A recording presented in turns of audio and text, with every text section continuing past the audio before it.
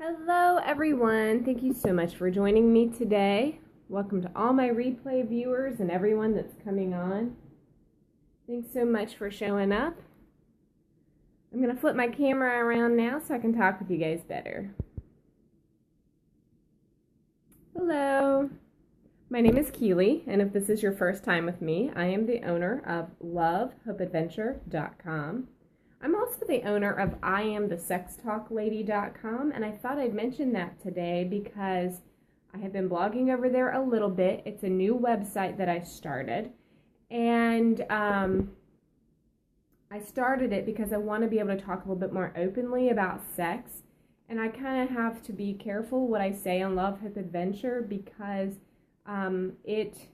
I have Google ads over there, so it is a monetized website, and I can knock those ads out so quickly and easily if I speak of sex or anything like that, because Google doesn't allow you to do sex ads or anything about sex, so a lot of times there's no ads on the pages if I talk too much about something. So that's why I created IamTheSexTalkLady.com, so I could be a little bit more open about what I say. And I can't really monetize that site with Google Ads anyway because sex is in the title. And I have some posts over there right now. I talked last week about ways that women could get in the mood in a hurry, and I put that on there, and I'll be adding to that website some too. And you can always look at lovehopeadventure.com for just more different things. I do a lot of marriage, a lot of sex over there too, because I think you have to talk about intimacy and marriage on a marriage blog. And then I do some lifestyle posts. But today I just kind of wanted to answer some random questions about sex. And sometimes I will have questions come at me, and I think, I don't know if that I could write a full post about that. I mean, maybe I could, but sometimes people ask questions and I'm like, I don't really think I have enough words to make that into a full post. But I thought I'd see how it goes today and just kind of ask these questions out loud and answer them. There was a question about, a lot of people ask, should you swallow your husband's semen when you're giving him a blowjob or oral, whatever you want to call it? And I would say that the answer to that is you guys have to decide. I think most things that happen in the bedroom, there isn't necessarily a right or wrong to it. There are some things that are definitely wrong, okay? And we'll talk about those in a few minutes. But sometimes I think you just have to really work together and make a decision. And if it's super duper important and awesome for your husband to have that from you, I think you should be willing to consider it. But that doesn't mean that you can't say, look, I still don't feel comfortable with this, and I will do what it is that I can for you. But I've done the research, and there's nothing that is wrong for you to swallow your husband's semen. So if you're questioning that over the thought of, well, that's not healthy for me, I don't think that there is anything that I've researched that says it's not. So honestly, you have to kind of make that decision for yourself. Another question that I have been asked, is it okay to give your spouse a rim job? And that is the Urban Dictionary's description is you are going to stimulate your spouse's butthole with your tongue. Now, is that wrong from the Bible's standpoint? I don't know that that is wrong from the Bible standpoint. I don't personally see anything in Scripture that would say that's something you shouldn't do. Now, is that something you want to do? Because, seriously, this is a cleanliness thing. I would be very concerned about getting sick. That would be my big concern with that. And I think that, obviously, again, this is a decision you and your spouse have to make together. But personally, I think that you're getting into a situation where you could really make yourself very ill or the other person very ill. Another question would be, is anal okay? I think that there are a lot of people who feel that that is not okay because of things in the Bible talking about sodomy. I don't personally agree with that because I think in a marriage you get to make that decision. I don't take the stance that there's something wrong with it from the Bible's perspective. Now, is it something you should try or do? Again, that is something you and your spouse really need to decide. Is it going to be comfortable? Is it going to hurt somebody? Is it going to be clean? I don't know. You got to really think through that with your spouse. Let's see. Are toys okay in the bedroom? There are lots of people out there that have different perspectives on this. Some people think that it's not right to have a toy in the bedroom because it's like bringing in a third party. Some think that it's absolutely okay to have those aids. Depending on your own belief system, you have to make that decision for yourself. If you believe that it's like bringing something or someone else into your room, then you honestly shouldn't do it, right? But if you don't hold that belief, then I think you and your spouse should have that discussion. And again, everybody has a different way of interpreting what the Bible has to say about us, or say to us. And I don't think that there can be a standard question across the board for any couple when it comes to things like this. You really have to pray about it. And yeah, you should pray about your sex life. Don't think that God doesn't want to hear from you about this. You should pray about it, seriously think about it, consider it, have a lot of conversations about it, and don't just automatically shut down an idea that you haven't ever thought of. I mean, really give it some thought if your spouse comes to you about it.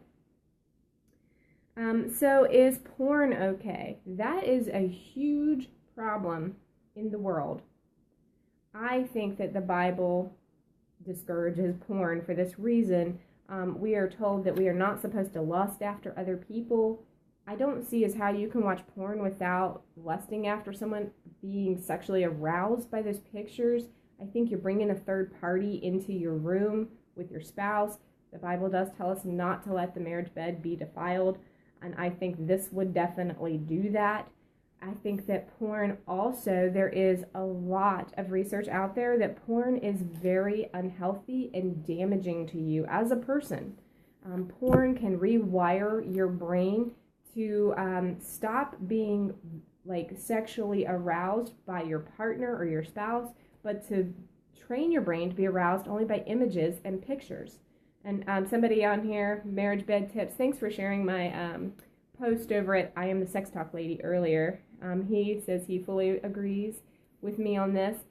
I think porn is definitely wrong. This is one of those things that I won't give you any leeway whatsoever. Because see, a lot of this stuff, I'm like, oh, okay, well, if you want to do anal, I don't personally see a problem with that in the scripture, but if you do, you really shouldn't. With porn, wrong.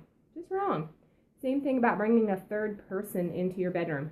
Wrong. That is wrong. So there are some things I'm going to take a very hard stand on. And other things, I'm just going to say, guys, you got to work this out. See, this is part of being in a sexually intimate relationship with your spouse, is you have to work together with one another, experiment and go through this, make your own decisions about what you guys find to be enjoyable so that you can grow together sexually and intimately in that.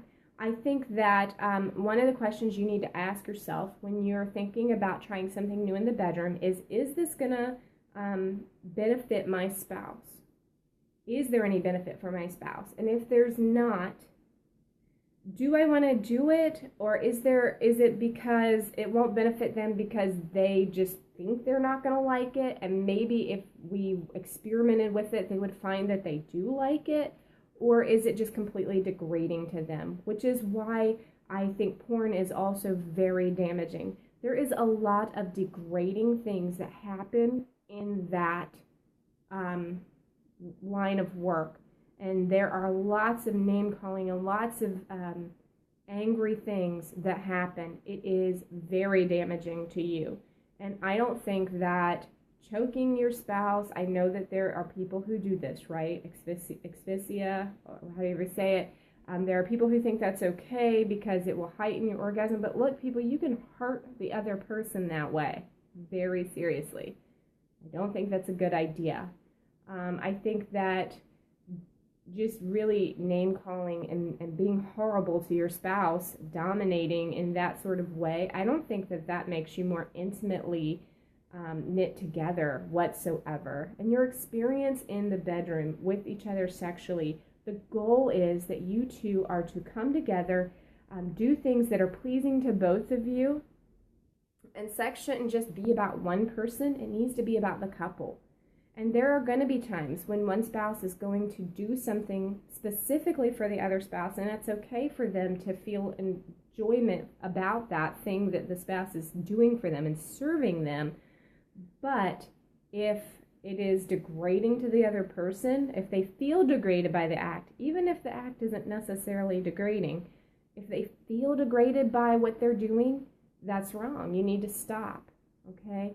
If your spouse is doing it out of a servant mind, maybe they maybe you really love to receive oral sex and they feel a little hesitant about it for whatever reason. Maybe they don't feel degraded by giving you oral, but it's kind of uncomfortable for them and they want to do that for you and they want to push themselves in that area. Great. That helps them grow as a lover. But if oral sex made them feel degraded because maybe they were sexually abused in the past and that was something that they were forced to do, then no, they shouldn't do that for you because it makes them feel bad about who they are. So in the bedroom, you really have to, both of you, work together to explore one another and enjoy each other in ways that are going to uplift you. No one should walk away from their time having sex with their spouse feeling ashamed or dirty. If that's happening, that's unhealthy and it's got to stop.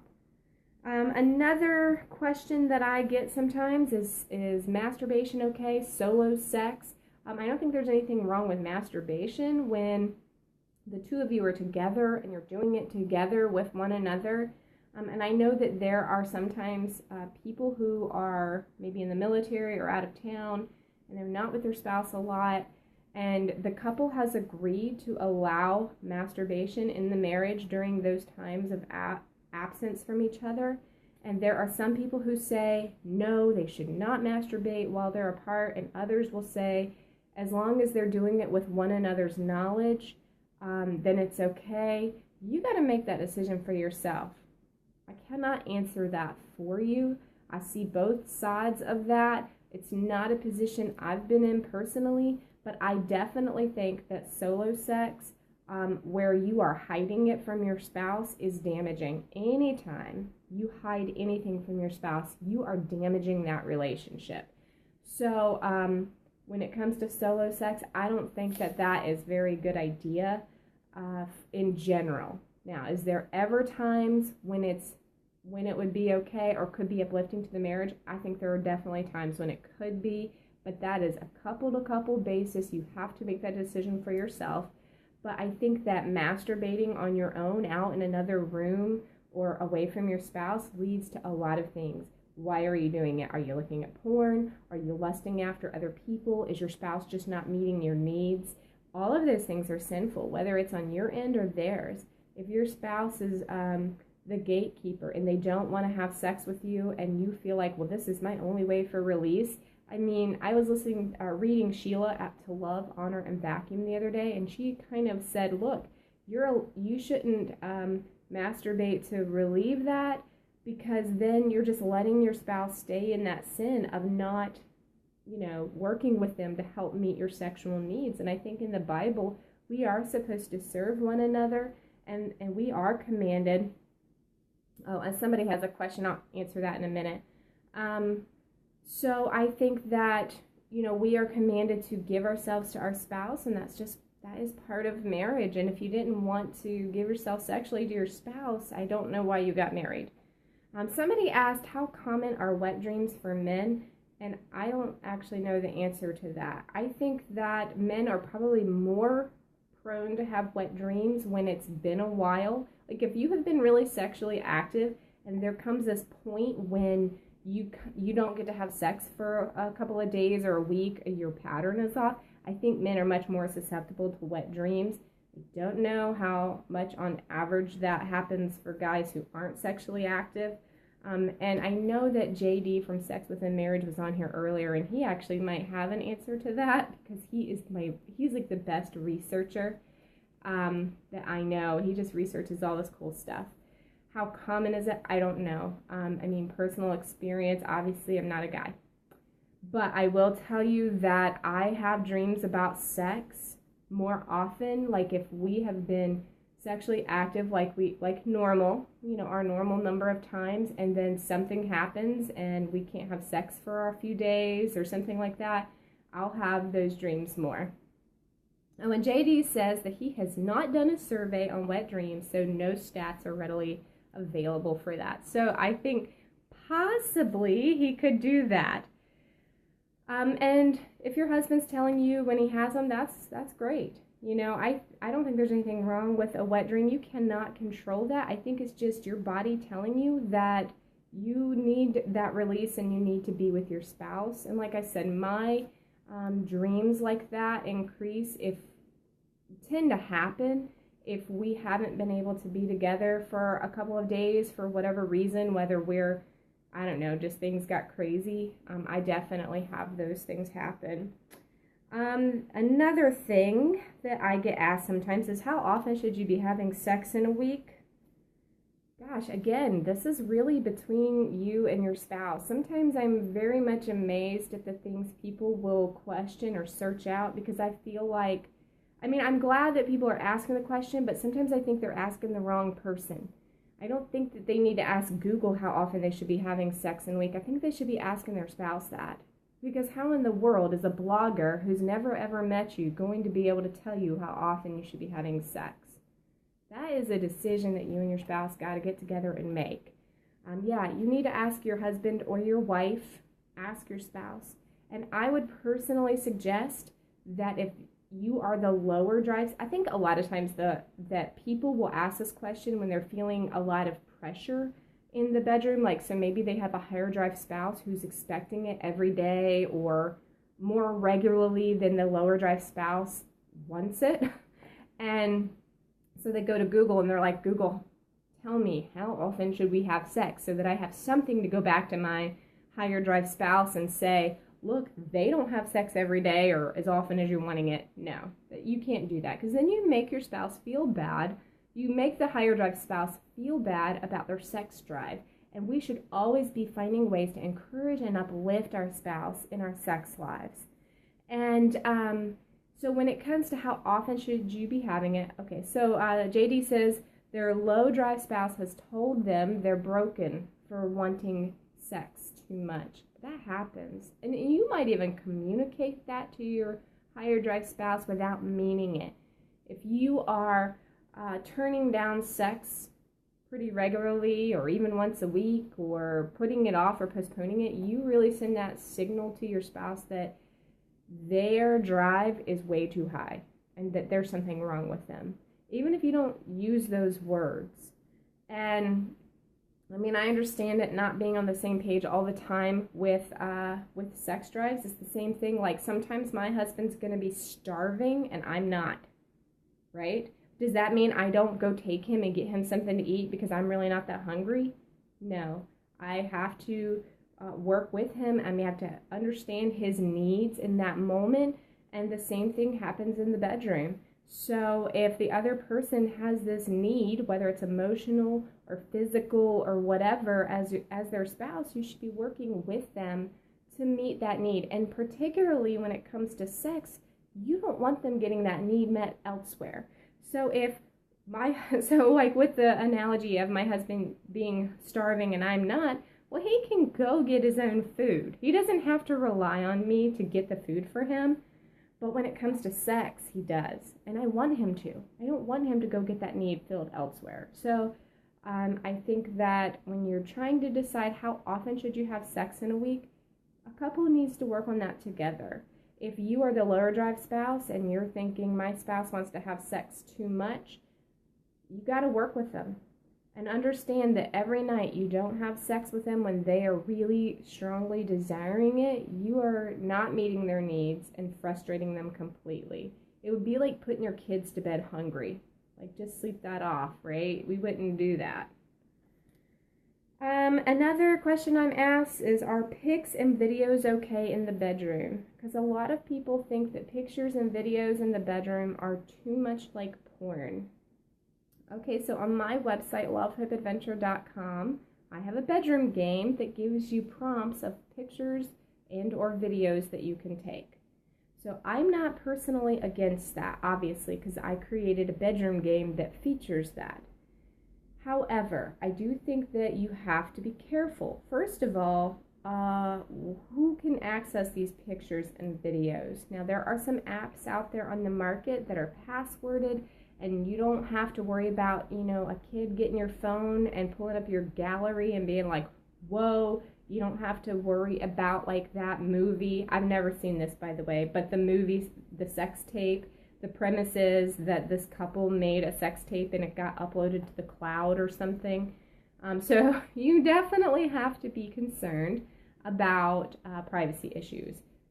If you're not tech savvy whatsoever, you might not want to do this, or at the very least, use an old school camera or something, something in which people aren't going to end up seeing all your stuff, right? So if you're not very tech savvy, you might want to at least delete everything if you're going to do that in the bedroom. If you have a spouse or you yourself has had a severe struggle with porn in the past, you might want to get away from doing this. Like if you're like in the midst of struggling with that, it might be bad for you to feed that addiction by taking pictures of your spouse. Even if it's your spouse, the problem with porn is that it retrains your brain to be stimulated by pictures and devices and stuff instead of people. So if you are in that place where you are struggling to get aroused by your spouse without photographs and videos, then I would say absolutely no, you need to quit that. But if you don't have those issues, it might be a great way to enhance your time together. That, again, is a discussion you and your spouse have got to work through. And I am not encouraging anyone to do anything that is going to damage their marriage relationship. So if you have a lot of qualms about pictures and videos, I would say you definitely need to communicate that and feel okay if you have to say no to something like that. And another question that I'm asked, is it okay to feel lusted after? So not just having lust for someone else, like visualizing having sex with someone else or entertaining those thoughts about someone else that you feel attracted to. I think that is definitely wrong, and the Bible tells us that if you have sex with someone in your mind, just like you've had sex with them, like actually committed adultery with them. So I think the Bible tells us this because we know it all starts in the mind. And again, another way to prove to us that we are not perfect and we cannot get into God's glory because of how awful we are. And our standards are here, but God's standards are here, and they're so unrealistic we can't meet them. So, but we have to think about, take heed to the things the Bible tells us, and that our thought life, man, that is just the breeding ground for good things and bad things. And if you put bad things in your mind, you're going to do bad things. And if you put good things in your mind, you're going to do good things, okay? But the question is it okay to want to be desired by somebody that's not my spouse? And I'm going to tell you, no, it's not okay to want to be desired by other people than your spouse, because I'll tell you what that does to you. It makes you start dressing and acting in certain ways to get the attention of other people. And once you get that attention, what do you do with it then? I mean, this is how affairs really start. It's when one person wants to be desired by someone else and they start letting themselves be desired, and so they wear that sexy outfit, or they say that, do that flirty thing, or whatever it is to get more attention. So they start maybe getting some attention from somebody of the opposite sex, and then they really feed into that and obsess over it. Especially if you're a woman, you tend to obsess over things. I don't know if guys obsess quite as much, but women, if you start in your mind thinking there's a person, is their husband not desiring them? Well, and maybe their husband isn't desiring them, or their wife isn't desiring them, or maybe they just don't feel desired.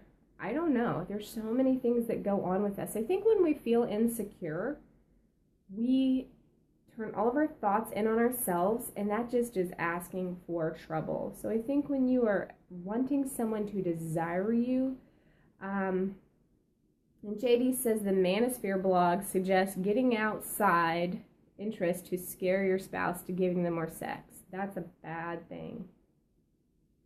Don't. He's right. I think that if you do start like desiring that, you feed that desire, and it just leads to problems. It leads to you having bad relationships. Really. It's not good. And the last question that I get sometimes is it okay to text people of the same gender? Like, so should your husband be texting other ladies? Should you be texting other guys? And this is so situational. I don't think there's a right or wrong answer here. I think sometimes it can be okay and sometimes it can be not okay. If you feel attracted to another person, don't text them. Don't email them. Don't Facebook them. Don't get alone by yourself with them. Okay? Just don't. I think that there can be friendships between you and people of the opposite sex, but if you are texting and Facebooking and emailing someone of the opposite sex, your spouse needs to know it. They need to know about those interactions. They need to have access to your phone if they want it. They need to be able to see what the other person is saying. You need to go to them and say, this is what this other person said. Hey, I texted so-and-so earlier, and this is what they said. Because then it's all out in the open. If you are feeling threatened by your spouse texting or communicating with another person, you need to let them know it, and you guys need to establish those boundaries in your relationship. Because if you're feeling threatened, it could be one of two things. It could be you just have some insecurities you need to deal with on your own, or it could be that you see something going on with your spouse and that other person, and you feel concerned. So don't let those thoughts go. You need to address it and you need to talk about it. So I'm not going to say that you should not ever text anybody of the opposite sex. I think, again, it's very situational, and you should really go with your gut on this one, because I think we have those things, kind of ingrained in us to know when something's off or something's a little bit shady or something's a little bit wrong, and don't feel like you can't tell your spouse, hey, I don't like that you're going out to a business lunch with that person. I don't like that you and that person are texting so late at night. I don't think you should be Facebooking them while we're together as a family or whatever. So come up with some boundaries on that, and both of you guys work to, work within that, right? And those were all the questions that I had. They're all kind of random, and again, I don't know if I could make full blog posts out of everything, but these are questions that I'm asked, and I want to address them. And if you guys ever have any questions, feel free to tweet at me, Love, Hope, Advent, and I know sometimes that might be kind of personal, so you can always go to lovehopeadventure.com, go to my contact page, and I have an email address up there, which is actually lovehopeadventure.com@gmail.com, so you can always send me an email with your questions, and I can address them through email, or if you want me to, I can put them, in a scope, or I can put them on the webs on my blog, and I wouldn't name you. So yes, and if you didn't get to watch the scope, I hope you will check out the replay. I promise not to delete it like I deleted the one yesterday, because honestly, I was just rambling and it was a mess. So I just deleted that Periscope. I don't know if anybody got any real value from it, but today I'm not going to do that. And you can always go to katch.me/lovehopeadvent and see all of my old scopes. Thank you guys for joining me today. I should be back on tomorrow around the same time, and between 12:30 and 1-ish. What time is it now? Almost 1. So thank you guys for showing up, and if you have any questions, be sure to ask me, and I look forward to seeing you guys tomorrow.